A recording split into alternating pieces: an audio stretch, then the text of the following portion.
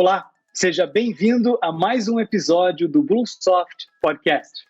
A gente vem falando há muito tempo que é preciso que o varejo aprenda a atender o cliente de uma forma mais personalizada. Afinal de contas, por mais que você tenha uma série de vizinhos que estão perto de você e que têm uma série de hábitos parecidos com os seus, você é único e tem uma jornada única no varejo. Os produtos que você consome nem sempre são os mesmos que as outras pessoas consomem. Tem pessoas que têm crianças em casa, animais de estimação, que estão em diferentes estágios da vida e que elas têm um padrão de consumo bastante diferente. E quando você recebe uma comunicação, quando o varejo entra em contato com você como consumidor, se você recebe uma coisa que é especial para você, que te interessa, você tem vontade de entrar em contato e de se relacionar com aquele varejo, com aquela marca. Bom, a gente vem falando desse cenário que parece uma coisa futurista há muito tempo, mas a gente sabe que muitos varejistas ainda sentem dificuldade de executar e de transformar isso em realidade. Por onde é que a gente começa? A boa notícia é que isso está cada vez mais fácil de acontecer, mais barato e está ao alcance de todo varejista. E é exatamente por isso que hoje a gente traz aqui um dos principais executivos que vem trabalhando para que o Brasil possa avançar nesse sentido. Então fica aqui com a gente para conhecer o nosso convidado de hoje.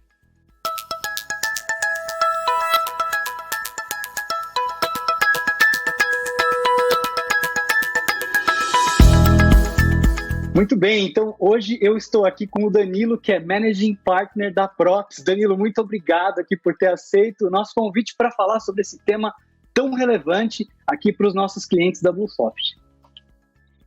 Obrigado pelo convite, eu que agradeço, André. Estou super feliz e honrado de poder estar aqui com você, principalmente com uma pessoa que eu admiro bastante, né, com a BlueSoft e com os clientes BlueSoft. Muito obrigado pelo convite. Opa, Danilo, muito obrigado. A admiração aqui é mútua. E antes da gente começar, né, a falar um pouquinho de todos esses temas, eu queria conhecer um pouquinho mais aí da tua trajetória, da tua história, que é super interessante. Então, conta um pouquinho pra gente. Então, André, eu comecei a minha carreira, eu trabalhei 15 anos no mercado financeiro, né, em grandes bancos, como Itaú, Unibanco e tal, mas sempre com financiamento a consumo. Eu sempre trabalhei ligado ao varejo. Então, minha introdução no varejo foi via mercado financeiro, financiando a consumo, desenvolvendo cartões private label para varejo. Eu trabalhei na Fininvest, liderei a Fininvest, liderei outras financeiras do grupo, né, e depois, por atuar muito próximo ao varejo, eu fui trabalhar na Serasa Experian com o objetivo de trazer o portfólio que não fosse crédito e cobrança da Experian Global, que ela tem uma unidade muito forte de serviços de marketing global para o Brasil, né? Que tem, obviamente, os produtos centrais de uma estrutura de serviços de marketing, SRM, e trazer para o Brasil justamente para atuar junto ao varejo. E aí, entre atuar com o mercado de soluções para CRM provido pela Experian e o mercado de fidelidade, eu trabalhei 7 anos, eu fui responsável pelo varejo da DOTS, fui o head da operação de varejo da DOTS, e aí juntando esse período aí, são 7 anos imersos aí só em soluções de CRM e fidelidade. E obviamente, há aproximadamente 3 anos, né, 2 anos e pouquinho, quase 3 anos, eu virei sócio da Props, né, me juntei aí à Props com o propósito de levar soluções aí de inteligência artificial, machine learning, aprendizagem de máquina para o varejo brasileiro, para realmente ajudar o varejista a ter capacidade de personalizar consumo.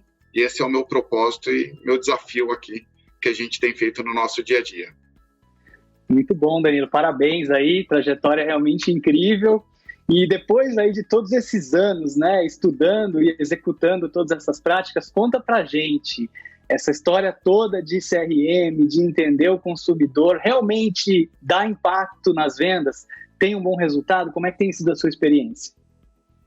Essa pergunta ela é super oportuna, porque ela traz para a gente, André, uma reflexão sobre qual mercado que a gente lida hoje, né? Então, o varejo hoje, ele lida com um cliente que é empoderado, né? Então, o cliente ele é hiperestimulado e super conectado, e essa é uma condição que vai crescer cada vez mais, né? Ou seja, o cliente ele é empoderado, né? A gente não vai mudar isso, tá? Eu até enxergo isso como ponto positivo. A concorrência agora está a um clique, então a gente não sabe exatamente mais quem é o nosso concorrente, né? Felizes eram os dias que a gente saía na frente da nossa loja, olhava para o lado e falava, aquele é meu concorrente, aquele não é. Isso não existe mais. Concorrência hoje ela está a um clique, né? E existe uma pressão muito grande sobre margem, né? Posto que o cliente ele é empoderado e ele tem opção, porque a concorrência está a um clique, ele pressiona a margem, gerando uma diluição aí muito grande. Então, nesse cenário, o CRM ele passa a ser estruturante, né? Então, você ter capacidade, né, de se relacionar, só para desmistificar, né? O que eu estou chamando aqui de CRM é a capacidade do varejista de se relacionar de uma maneira produtiva com seus consumidores. Então, ele é estruturante, porque ele traz para o varejista, a capacidade de personalizar o consumo, ou seja, ele entende quem é o cliente, entende o que ele precisa e faz ofertas dirigidas para ele. E aí fazer oferta dirigida permite que você introduza a categoria para aquele que um algoritmo falou, você tem a oportunidade de introduzir, você não sabia, você recupere, você melhore relacionamento e o principal, ele te dá flexibilidade de atuar com mecânicas distintas. Então você pode, por exemplo, ser um pouco mais agressivo na sua estratégia promocional para introduzir determinadas categorias que aquele cliente não comprava com você e você não tinha aquele sellout. Você pode propor para o cliente que ele compre mais unidades do que ele está comprando, porque você entendeu que ele tem uma constituição familiar maior e ele consegue comprar mais itens. E você não faria isso, então você fez uma otimização do teu investimento promocional e você consegue, né, preservar posicionamento de marca e também você consegue reter os seus clientes fiéis, entregando para ele o produto que ele gosta por um preço justo. Então, se você tem essa capacidade de personalizar o consumo, esse é o primeiro ponto positivo de você se relacionar de forma produtiva. O segundo é que você consegue, através de ferramentas de CRM, promover experiências fluidas, independente do canal que o cliente se relacione com você. Você entrega a mesma coisa. Então, sem ter uma ferramenta dessa, você vai ter a sua loja física, o seu e-commerce, o seu app, o seu delivery, e o cliente não vai ter uma experiência fluida. E experiência, hoje, é fator preponderante de engajamento, né? Então, super importante isso. E o último ponto, tem vários, mas o último que eu gostaria de destacar aqui, né, da relevância do CRM para alavancagem de venda, é que um CRM bem estruturado, no qual você tem a capacidade de medir o resultado daquilo que você estimula, você gera inteligência promocional. Essa inteligência promocional pode se reverter em pelo menos 2 elementos. Te trazer uma visão preditiva daquele sortimento que você tem a oportunidade de vender mais e te entregar a performance das suas ofertas da ótica do efeito no cliente, seja no cliente habitual daquele determinado produto, seja num cliente que não consumia. Então, ter essa inteligência promocional, ela é determinante para você reduzir um pouco a sua diluição de margem. Então, trouxe aqui 3 grandes elementos que te permitem entender um pouquinho qual é o impacto do CRM na alavancagem de venda dos varejistas. Muito bom. E com a quantidade, né, de produtos e com a quantidade de diferentes consumidores, que, por exemplo, um dos setores que a gente mais atua é no supermercadista.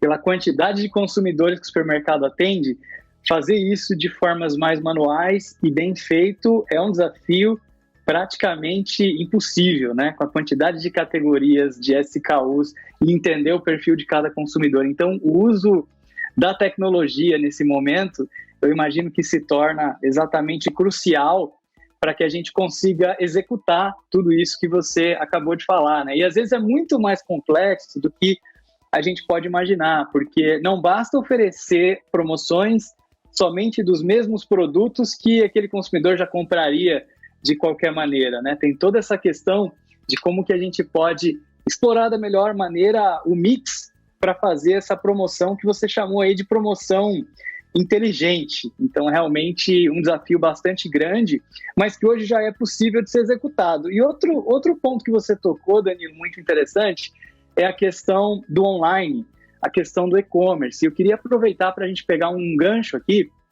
porque o canal e-commerce vem crescendo há muitos anos, mas no supermercado, de maneira muito especial, aí, passou por essa grande aceleração por conta da pandemia. Então, muitos consumidores compraram pela primeira vez nos últimos meses e têm transformado as compras online num hábito, né? Tanto nos marketplaces como diretamente no supermercado. E você mencionou essa questão da gente atender o cliente de uma forma unificada, para que ele sinta que não importa qual canal que ele está conversando, ele sinta que está sendo atendido pela mesma empresa, né?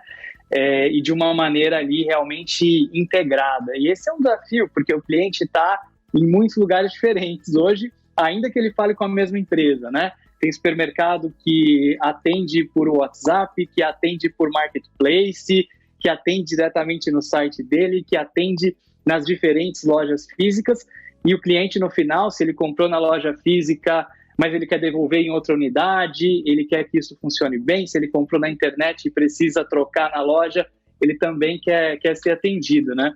Como tem sido a sua experiência em relação a todo esse contexto e complexidade que vem aumentando, e como que o supermercado deve lidar com tudo isso? André, até completando um pouquinho do que você falou, acho que você tocou só antes até de colocar num ponto crucial. Efetivamente, você fazer combinação de milhares de SKU, né? A gente pega um supermercado padrão, ele tem entre 12 e 15 mil SKUs, e ele vai ter centenas de milhares ou até milhão de clientes. Você fazer essa combinação sem o uso de tecnologia analítica, efetivamente é praticamente impossível. Acho que o ponto positivo é que a tecnologia hoje está acessível, tá? Existe uma democratização da tecnologia. Pegando o tema aqui de e-commerce que você trouxe, acho que você trouxe um tema que eu acho extremamente estratégico, tá? E que não sei se está tendo a atenção devida da forma de como ele deve ser estruturado, né? E por que eu trago isso, né? Porque você ampliar canais de distribuição, então eu vou te passar alguns casos aqui que é bem interessante.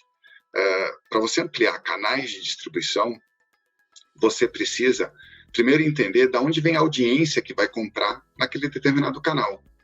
Então existe aí uma corrida, né, a abrir o canal, e depois o que eu tenho percebido no supermercado é que eu abri o canal, mas eu não tenho fluxo, eu abri o canal, mas só está me dando prejuízo, porque a gente já escutou isso várias vezes, né? Porque o cliente não vai lá e tal, e assim por diante, né? E a experiência que grande parte dos supermercados tem é abrir loja. E quando ele abre uma loja, por pior que ele opere a loja, ele tem os transeuntes que passam ali em frente, né? E ao passar ali em frente, você de alguma forma vende alguma coisa. Isso não acontece em canais remotos, né? E aí, quando você pega canais remotos, você tem que entender de onde vem a audiência. Então, pegando, por exemplo, canais de delivery ou outros, ok, você tem a audiência do dono do canal. Ok, mas aí você precisa entender se isso é estratégico para o seu negócio ou não é, e como você trabalha, que tipo de acordo você faz, para entender quem está comprando. Agora, quando você desenvolve os seus canais proprietários, você desenvolve o seu e-commerce, né, a primeira coisa que ele tem que pensar é de onde vai vir o cliente que vai comprar ali. E quando a gente fala especificamente de e-commerce, a gente está falando de dois caminhos ou duas alternativas para se ter audiência. A primeira seria a mídia programática, e aí no caso específico de supermercado, o modelo de negócios de mídia programática acaba sendo proibitivo, porque é um modelo de bid, né, de leilão, né? Então varejos que têm uma margem maior acabam tomando posse das melhores audiências de mídia preditiva, de mídia programática, tá? E por isso que a gente não vê muito banner, ads de supermercado, porque o modelo de leilão ele acaba não sendo competitivo para o tipo de margem que o supermercado gera. Então, essa é a primeira alternativa. A segunda é você ativar a própria base. E nesse ponto, O supermercado, ele é super estratégico, porque ele é o segmento de alta frequência, é o segmento, de acordo com a POF, com a pesquisa de orçamento familiar, de maior representatividade de gastos de um brasileiro, ou seja, é onde tem mais gente gastando, e ele tem capacidade de capturar essa audiência. Então, o supermercado tem um ativo que é conseguir, né, conhecer os seus clientes, cadastrar os seus clientes e ativá-los para os demais canais. Então, a estratégia, quando a gente fala aqui de canais, ampliação de canais digitais, canais remotos, ela tem que ser pautada basicamente por 2 pontos. O primeiro ponto é que o cliente não vê canal, ele vê marca. Então, se você não for entregar a mesma experiência para ele que você entrega em outros canais, pense bem se vale a pena, tá? E aí eu vou trazer casos aqui para esclarecer isso. Então, essa é a primeira coisa. O cliente, ele não vê canal, ele vê marca. Então, muito cuidado na experiência que você entrega. E segundo, você tem que primeiro ter a base de clientes para depois ativá-lo. Então, não adianta inverter, vou ter o canal e-commerce, depois eu vejo o que eu faço. Só vai ser custo, porque ele não vai ter audiência lá, né, escalável. Então, só que ele tem uma dádiva, né, ele tem um condicionante estratégico do segmento, que é poder cadastrar os clientes que vão lá. Ele tem uma frequência muito grande, ele pode cadastrar esses clientes, e ao cadastrar esses clientes, ele tem condições plenas de ativá-los. Então, a segunda dica é: estruture primeiro a sua capacidade de se relacionar com o cliente, para utilizar essa capacidade de se relacionar com o cliente para ativá-lo no canal que você quiser e entregar a experiência o melhor possível que você conseguir em cada canal. Exemplificando, né, eu trago aqui 3 cenários de supermercadistas reais do ano passado. Tem supermercadista que não tinha um programa de relacionamento ou um condicionante que o permitisse cadastrar os seus clientes e entender o comportamento, e priorizou o e-commerce. Depois de um ano conversando com eles, eles falaram: o e-commerce para mim gerou prejuízo, né, e não gera venda, representa 0,5% do que eu vendo, representa 1% do que eu vendo. Você tem os clientes que tinham uma boa base, não tinham e-commerce, lançou e-commerce direitinho, com qualidade, e ativou de maneira bastante intensa os seus clientes e aumentou a venda de uma maneira muito significativa. E aí, né, não posso citar nomes, mas posso afirmar aqui, aumentou de maneira significativa o engajamento dos clientes por essa experiência que ele entregou. E eu tenho casos também de clientes próprios que tinham base, falou: não, eu vou no meu e-commerce do jeito que der, né?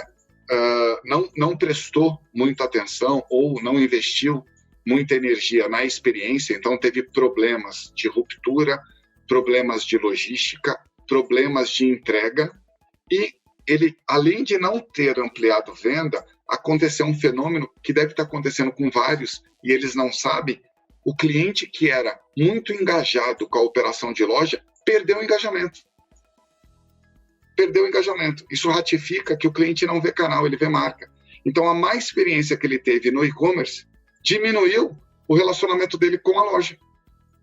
Entendeu? Então, essa situação ela é bem icônica, né? Isso, né? Para concluir aqui, o que eu recomendo para o supermercadista é, ratificando: entenda que o cliente não vê canal, vê marca, então cuide da experiência que você vai entregar. E segundo, a audiência ela é preponderante para o sucesso do e-commerce. Então, se você não tiver muito claro da onde você vai atrair audiência para o seu e-commerce, talvez seja melhor não fazer e investir primeiro em garantir a audiência. Muito bom, Danilo. Você tocou em pontos aí realmente muito importantes, né? Então, uma coisa importante é: eu conheço meu cliente, será que eu tenho as vendas identificadas? Já tenho algum incentivo para conhecer melhor o cliente que compra na loja física? Será que eu tenho um cartão private label? Será que eu tenho um programa de fidelidade? Qual que é a minha estratégia para que o cliente me fale mais sobre ele, né? E no e-commerce, todas as vendas são identificadas, diferente da loja física. Mas, se a gente não tiver um bom serviço ou tiver um serviço pior do que na loja, de repente aquele cliente que era um fã da minha loja, que estava sempre me visitando, sempre voltando, eu posso perder um pouco disso por não estar executando tão bem, porque ele vai esperar, no mínimo, a mesma qualidade que eu já servia a ele quando ele visitava a minha loja. Quer dizer, a gente tem que ter um cuidado. É claro que é natural esse processo de aprendizado da operação de e-commerce que o varejo vai ter que passar, né? Então, a primeira entrega que ele faz, com certeza, não vai ser melhor do que a 11ª, do que a 100ª. Esse é um processo de aprendizado, mas a gente tem que ter uma certa estratégia, tem que ter um certo cuidado aí, né? E no meio de tanta informação, Danilo, vamos imaginar que o supermercado já fez um bom trabalho em relação a conhecer o seu cliente, ele tem uma base de dados, ele sabe quem é aquele cliente, ele tem informação de perfil, ele tem um histórico de consumo, quer dizer, ele tem esse grande mar de informações. O Satya Nadella, né, que é CEO da Microsoft, ele fala um pouco sobre isso, né? Nós temos petabytes de informações muitas vezes, mas como é que a gente usa isso? Como é que a gente consegue, de fato, tirar valor de tantas informações que a gente pode ter ali na base de dados do supermercado? Acho que o ponto aqui, André, não é quantidade, mas sim qualidade. Eu vejo qualidade do que é capturado, né? Eu vejo muita situação que o cara fala, captura tudo que tem de dado e vamos ver o que a gente faz, sem saber a aplicação. Quando a recomendação que eu trago aqui, quando você vai construir uma estrutura de dados, você primeiro tem que garantir algumas coisas. A primeira coisa que você tem que refletir é qual é a decisão que você quer tomar. Essa é a primeira coisa. O que eu quero fazer? Que decisão que eu quero suportar? Acho que essa é a primeira coisa. A segunda coisa é qual é a suficiência analítica que eu tenho para suportar essa decisão? Qual é a consistência do dado que eu tenho e qual é a frequência? Quando você tem esse mapeamento, você já começa a organizar a sua estrutura de dados com a aplicação. E não o contrário, captura tudo que dá, depois a gente vê o que faz. E esse é super importante porque o cara fala, eu tenho o dado de navegação, eu tenho o dado do Wi-Fi, mas você tem para quantos clientes a sua base? 5%. Então não tem suficiência analítica, até para explicar o que é a suficiência analítica. Porque o processo de decisão fundamentada em dados, ele é um processo que ele demanda escala, né? E por que ele demanda escala? Porque você vai avaliar padrões algorítmicos, esses algoritmos aí, eles vão estar refletindo esses comportamentos e vai estar suportando decisões. Para isso, os algoritmos são treinados e para serem treinados, ele precisa ter escala de dados. Então, a primeira coisa é garantir suficiência analítica. Então, não adianta falar, eu tenho um dado fantástico para 2% da minha base. Eu capturei comportamento de 5% da minha venda. E assim vai. Isso tudo não leva a suportar a decisão. Então, primeiro passo, então por isso que eu falo que o ponto aqui não é a quantidade de dados ou diversidade que ele coleta, mas a qualidade do que é capturado. Então, a primeira coisa que para um varejista realmente utilizar bem seus dados é ele definir quais as decisões que ele quer suportar. O segundo, qual a suficiência analítica que ele tem para suportar aquela decisão. Porque, por exemplo, eu quero ver quem são os consumidores digitais, mas eu tenho 2% de venda de e-commerce e 3% da minha venda identificada é o cliente que usou o Wi-Fi. Então, ele não vai ter suficiência analítica para isso, só com dado próprio. Ele pode comprar uma variável no BO de informação, é que essas coisas ficam um pouco mais difíceis quando a gente entra na esfera de dado identificado e de lei geral de proteção de dados. Então, isso fica um pouquinho mais complexo. Então, a primeira coisa é ele definir a aplicação e definir se tem suficiência, veracidade, consistência e frequência de atualização desses dados. E aí ele tem múltiplas aplicações, né? Então, eu vou trazer aqui alguns exemplos de aplicações que o varejo poderia estar utilizando os dados que ele tem. Eu estou falando aqui só de dado próprio, sem usar dados de terceiros, e que tem tecnologia hoje disponível para suportar. Uma é entender o comportamento do consumidor e o grau de engajamento que cada um tem com ele, que já é um grande passo. Ele saber que ele está perdendo cliente, né, que hoje ele tem mais evasão de cliente do que entrada, cara, já é uma reflexão profunda. Então, ele entender o grau de engajamento do cliente dele né? Entender quanto vale um cliente novo, quanto vale um cliente fiel, né, de compra futura, isso é preponderante para a estratégia dele de mercado, né? Eu tive a oportunidade, há uns 2 anos atrás, de conversar com o Terry Leahy, que ele foi CEO do Tesco, né? Da operação de supermercado inglesa Tesco, e ele ficou muito famoso aí no mundo pelas estratégias de relacionamento que ele implementou no Tesco e tornou o Tesco um dos maiores varejistas do mundo, não só da Inglaterra, como do mundo, né? E aí eu fiz uma pergunta para ele, né? Se você tivesse um investimento finito, você investiria na aquisição de clientes ou na retenção dos fiéis? Ele, sem sombra de dúvida, tudo na retenção de fiéis, né? E aí, olhando os números aqui da Props, né, eu tenho clientes que um cliente fiel hoje vale 80 vezes um novo. Ele perdeu um cliente fiel, ele tem que trazer 80 novos para compensar o mesmo lifetime value, ou seja, o mesmo valor de compra futura desses clientes. Então, só dele saber o grau de engajamento e quanto vale, já muda o negócio dele. Mas outra aplicação, capacidade de personalizar a oferta para alavancar mais vendas com margens mais sustentáveis. Ele pode usar aplicações analíticas para performance promocional da ótica do impacto em consumo. Ele pode ter sortimento dinâmico com base em audiência prévia. Então, se ele tem algoritmos preditivos que falam, olha, para determinadas categorias ou subcategorias, você tem tantos mil clientes para consumir, ele começa a ter sortimento dinâmico. Para de adivinhar o que vai vender e começa a ter um percentual do sortimento dele já com, entre aspas, venda garantida, porque ele já tem audiência preditiva. Ele pode ter soluções de pricing inteligente, né? E aí o preço já conjugando mecânica promocional, contemplando preços individualizados, dado o resultado unitário de cliente. Ele pode usar os dados dele para ter mais aplicações em eficiência e ampliação de canais, como a gente falou aqui um pouco antes, né? Ele usar a audiência, a capacidade de ativar e personalizar para alavancar os canais dele, né? Ele pode usar os dados para ter um modelo geocodificado mais eficiente de abertura de lojas.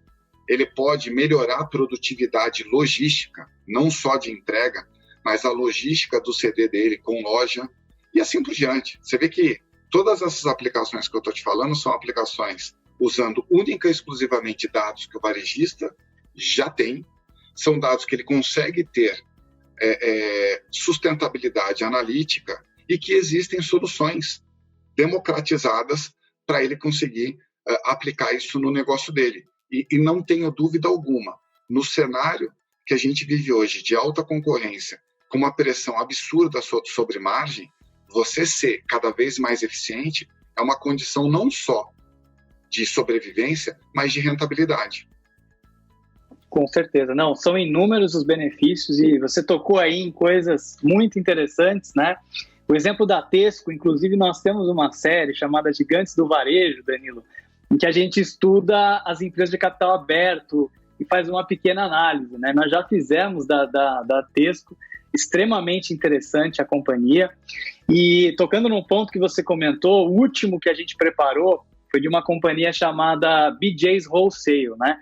E olha só que interessante, né? Conversando diretamente aí com esse ponto de clientes fiéis. Eles são um clube de compras, então parecido com o Sam's Club que a gente tem aqui no Brasil, e 87% dos clientes renovam todos os anos. E eles fazem o investimento para a captação desse cliente baseado no LTV, no Lifetime Value, que acho que é o sonho de todo varejista, né? Porque no fim do dia, o varejo está sempre tendo que reconquistar cada cliente individualmente.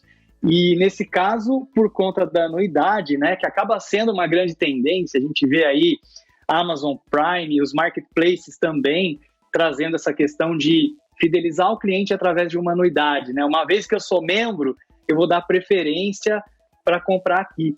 Então, a gente conseguir explorar de N maneiras, né? Eu acho que a questão da anuidade, da mensalidade é uma forma que alguns varejos encontraram. Com certeza, a gente pode pensar numa rentabilidade ao longo da vida do consumidor que pode ser muito maior para o varejo também, né? Então, não é só uma questão de atender melhor aquele consumidor, mas também é uma questão de buscar uma melhor lucratividade, de buscar uma margem mais sustentável, então essas coisas estão muito bem relacionadas. E aí você mencionou aí brevemente a LGPD, e esse acho que vem sendo um dos assuntos que está em pauta em toda reunião estratégica aí do varejo, em toda reunião estratégica do supermercado, né? Todo mundo está fazendo revisões dos seus processos e preocupados em estar em compliance com essa nova lei. E quando a gente fala de CRM, existe um impacto direto na questão de obter os consentimentos, né, do consumidor, até para poder se comunicar com ele, para poder usar as informações ali dele para poder fazer uma série de coisas e de análises, né? Eu queria ouvir um pouquinho de você, como é que isso vem impactando o uso de dados, como é que isso vem impactando o trabalho de CRM? O fundamento, André, da Lei Geral de Proteção de Dados, ele é um fundamento que ele traz nada mais do que a exigência da transparência no relacionamento, tá? Ela é uma lei que fundamenta que a posse do dado não é de quem coleta, mas é de quem gera o dado, né? Então é o consumidor, é o consumo dele, né? E o que ela rege, e eu acho isso positivo, tá? Porque para quem trabalha correto e sério, é uma proteção para quem trabalha correto e sério. Porque você, na verdade, acaba aportando no seu modelo de relacionamento transparência, né? Então esse é o grande fundamento. Qual é o impacto que a gente tem tido no CRM, tá? A gente vem há um bom tempo, né, se preparando e preparando os nossos clientes para lidar com a LGPD, né? E aí, de uma maneira muito simples, né, para tentar só dar contexto aqui, a LGPD, ela se organiza em bases legais. Ela tem 10 bases legais e essas bases, elas geram o condicionante de você poder coletar e usar o dado ou não, né? Para situações de CRM, de relacionamento com o consumidor, existem 2 bases legais que estão sendo utilizadas no mercado. Tem uma base legal que é a coleta do consentimento, falar para o consumidor, ó, você dá o consentimento para usar o teu dado e o varejista explica por que ele vai usar, tá? E tem uma outra chamado interesse legítimo, ou legítimo interesse. Aí é a mesma coisa, tá? Que fala, pô, eu coletei teu dado e estou te mandando a oferta porque eu acho que é do teu interesse. O segundo item, que é o interesse legítimo, o legítimo interesse, da ótica da PROPS, a gente acha frágil, porque não tem jurisprudência e isso fica à mercê de quem estiver avaliando, né? E definir individualmente para cada consumidor o que é interesse legítimo de cada um é bastante delicado e individual, né? Então a gente não recomenda usar essa base legal. A gente recomenda utilizar a base legal do consentimento. E aí, usando a base legal do consentimento, né, é super fluido, né, o varejista proceder, né, em total alinhamento com a lei. Então, ele tem que definir, né, um processo de coleta das informações do cliente de forma transparente, dando acesso às informações e disponibilidade e coletando o consentimento. Então, por exemplo, todas as nossas operações, nós temos integrações que interagem com o cliente, perguntando se ele dá o consentimento, coletando e disponibilizando para ele, né, documentos básicos, né, de transparência daquele programa que ele está se cadastrando. E aí os documentos básicos que são disponibilizados, e, por exemplo, no caso dos varejistas que nós trabalhamos juntos, eles têm, todos eles, não só de forma eletrônica os documentos, mas em todas as lojas ele tem disponibilizado 3 documentos, que é o regulamento do programa de relacionamento. Então, por isso que é importante o varejista criar um programa de relacionamento, é importante ele ter esse regulamento, né, que diz lá o que é o programa, como que funciona e tal. Tem um segundo documento, que é a política de privacidade, né? Então, toda a política de privacidade, de guarda daqueles dados. E um terceiro documento, que são os termos de uso, como que o varejista vai usar, né? Então, se os varejistas seguirem um processo similar a esse, certamente eles estarão aí bastante convergentes com o que rege a LGPD e não terão problemas de manter relacionamento produtivo com seus clientes. Só para você ter uma ideia, a gente coloca por mês alguma coisa em torno de 36 milhões de ativações personalizadas únicas por mês. A gente fala com 36 milhões de CPFs únicos por mês, né? Daí para mais. Nós nunca tivemos nenhum problema, né, os nossos clientes, né, nunca tiveram nenhum problema de alegação de uso indevido do dado, tá? Dado todos esses cuidados que eu estou passando aqui. Tá? Muito bom. Quer dizer, fazendo bem, executando bem, tomando os devidos cuidados, a LGPD acaba sendo uma boa notícia para o consumidor e também para o varejista que executa ali com transparência, né, e que segue todas essas regras. No final do dia, começa lá quando você deu a dica para a gente de que, olha, você precisa entender que decisões você quer tomar com essas informações, né? E pedir uma informação para o consumidor que você não precisa usar pode ser um passivo, é um dado que você vai ter e que tem que proteger, tem que ter uma série de cuidados de como usa, e se ele não vai ser útil, ele não deveria estar ali, né? Então, acho que a LGPD vai trazer, com certeza, Danilo, muita maturidade para esse uso de dados aí para todo o mercado. Excelente.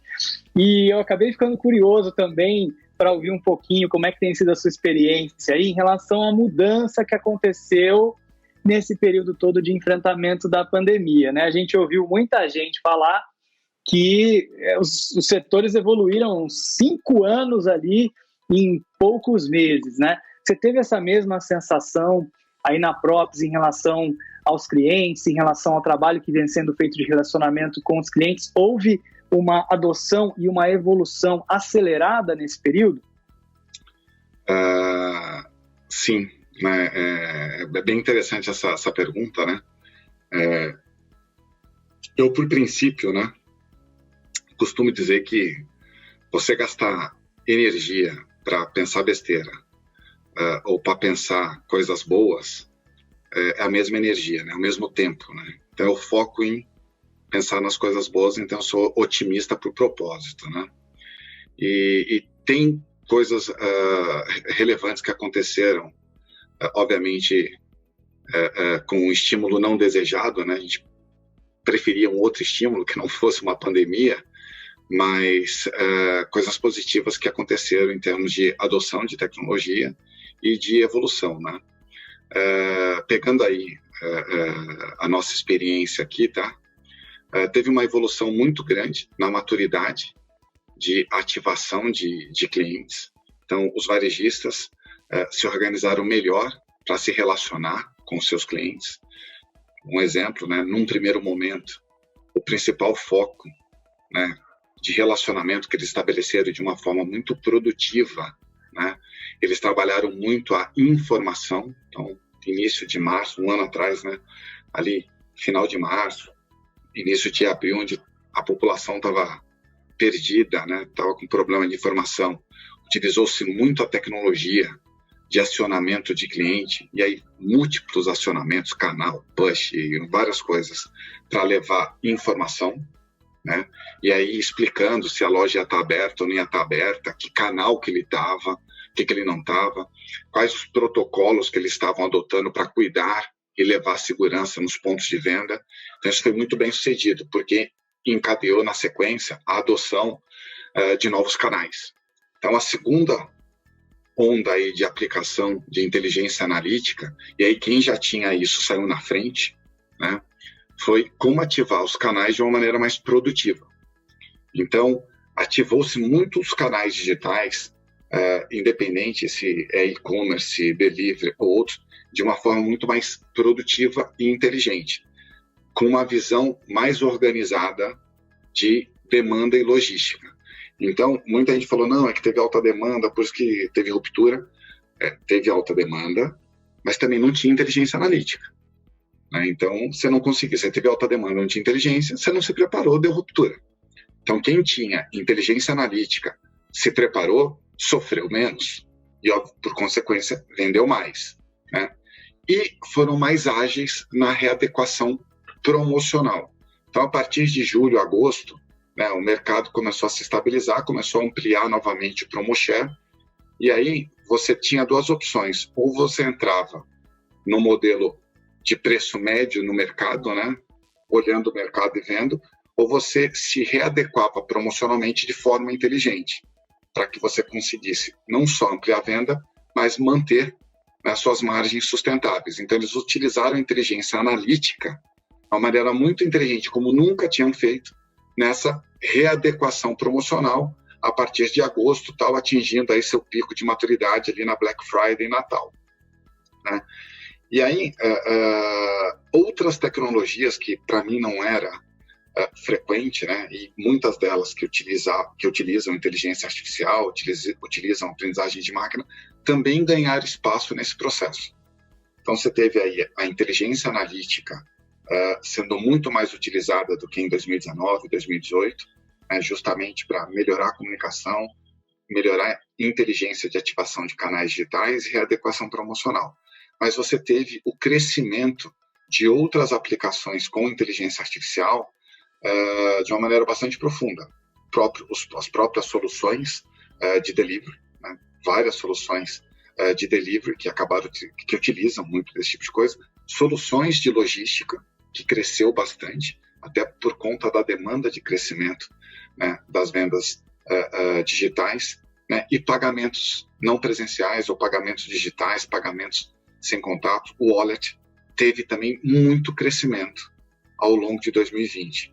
Essas são as principais tecnologias aí, utilizando a inteligência artificial, utilizando a aprendizagem de máquina, que eu vi crescendo muito a usabilidade em 2020. O resultante disso é que quem utilizou melhor esses itens, né, vendeu mais, e para aqueles que têm capital aberto, dá para ver que teve uma rentabilidade melhor. Olhando aí para dentro do portfólio de clientes da Props, os que utilizaram com profundidade e inteligência analítica, majoritariamente, teve um desempenho superior, né, à média dos seus segmentos, né, comparando aí com os indicadores setoriais formais. Conta pra gente alguns exemplos de sucesso, alguns casos aí de empresas que vocês ajudaram ou que têm executado muito bem tudo isso que a gente vem falando aqui nesse episódio. André, acho que a gente pode destacar alguns casos aí bem interessantes, né, que são ícones do varejo brasileiro e que tiveram destaque, na minha opinião, ímpar, né? A gente tem o Carrefour é uma empresa de capital aberto, aí todo mundo pode consultar, mas eles tiveram um ano muito positivo, um ano recorde, então tiveram indicadores recordes aí. Posso destacar também o grupo Hortifruti Natural da Terra, que cresceram com um desafio importante, né? Como é que você implanta canais digitais numa operação cujo grande grupo de sortimentos são perecíveis, né? É FLV, então tem um desafio logístico aí incrível, e eles conseguiram prestar um serviço fantástico, utilizando muita inteligência para isso, tá? Você tem o Savenhago, que manteve o seu plano de expansão, não só de lojas, mas de expansão de omnicanalidade, trabalhando de uma forma muito conectada e entregando uma experiência muito fluida em todos os canais que ele está abrindo, um destaque bem legal. Eu fecharia aqui com o supermercado Dalben, da região de Campinas, que, na minha opinião, ele é o ícone em utilizar canais digitais e materializar o conceito do phygital, né? Porque eles conseguiram, inclusive, trazer o conceito de live stream, conectando loja, conectando e-commerce, conectando web, conectando redes sociais. É um grande exemplo, na minha opinião, do mercado brasileiro de utilização produtiva do phygital. Então, esses são os exemplos que eu queria destacar aqui, que vale a pena ficar de olho nessas empresas. Excelente, Danilo. Quer dizer, muitas empresas aí conseguiram, de fato, transformar grandes desafios em boas oportunidades também. Exato. De trazer inovação, de trazer maturidade para o negócio, né? E parabéns. Exato. Aí pelo trabalho da Props que vocês vêm fazendo. Com certeza contribuiu muito e ajudou muito o varejo a enfrentar esses desafios. E aproveito também aqui para contar para todo mundo que nos assiste que as tecnologias da BlueSoft e da Props estão integradas. Então, você que é cliente BlueSoft e ficou interessado, quiser conhecer mais sobre a Props, as nossas tecnologias funcionam em conjunto, e você que já é cliente da Props e quiser conhecer a tecnologia da BlueSoft, também conseguimos trabalhar muito bem juntos. E Danilo, eu queria já começar aqui a te agradecer. Esse papo foi super enriquecedor. Você deu aqui uma grande aula para a gente, contou muita coisa realmente interessante aí, de grande valor, e com certeza a gente poderia continuar aqui por horas, né, falando sobre esses temas tão interessantes e sobre como o varejo pode dar os próximos passos. Então, eu queria te pedir para contar um pouquinho mais para a gente como quem tiver mais interesse pode encontrar mais informações aí sobre a Props e sobre o trabalho que vocês têm feito aqui no varejo. Primeiro, André, muito obrigado aqui pela oportunidade. A BlueSoft é um RP e tem soluções fantásticas utilizando tecnologia de ponta. Então, nós aqui recomendamos bastante. A gente tem um privilégio grande de estarmos integrados, tá? E quem quiser conhecer um pouquinho mais, né, a Props ela é uma empresa focada em desenvolver inteligência analítica e soluções de CRM para o varejo, tá? Então, a gente ajuda o varejo a entender o seu cliente, entender o comportamento e aplicar isso utilizando uma arquitetura de inteligência artificial e aprendizagem de máquina para permitir que você consiga ter decisões inteligentes, né, aplicados a um processo de personalização de consumo, promovendo aí a alavancagem de vendas com a oportunidade de margens sustentáveis. Quem quiser conhecer mais a Props, acho que o canal mais objetivo é o nosso site, né, que é o www.props.com.br, props com Z, propz.com.br. Lá tem as informações, tem nossos contatos, né, e também tem lá o nosso blog, que tem uma série de dicas que a gente tem contribuído aí para os varejistas entenderem melhor esse mundo aí de relacionamento com o consumidor, de personalização de consumo, né, e da aplicação da inteligência analítica para que o varejo tome aí decisões cada vez mais precisas e mais produtivas. Excelente, Danilo, muito obrigado. E a gente vai deixar todos esses links aqui que o Danilo comentou na descrição aqui do episódio para ficar bastante fácil de você encontrar. Então, gostou desse nosso papo aqui? Não esquece de deixar o seu like aqui no vídeo, compartilha com outras pessoas da sua empresa, compartilha naqueles grupos de WhatsApp, compartilha com todo mundo que você sabe que pode se beneficiar aqui desse papo, dessa conversa que a gente teve. Se você estiver precisando de um RP web moderno, você sabe que nosso time comercial está sempre à sua disposição para mostrar o que a nossa tecnologia pode fazer pela sua empresa. Danilo, mais uma vez, super obrigado, gratidão, adorei o papo contigo e até a próxima.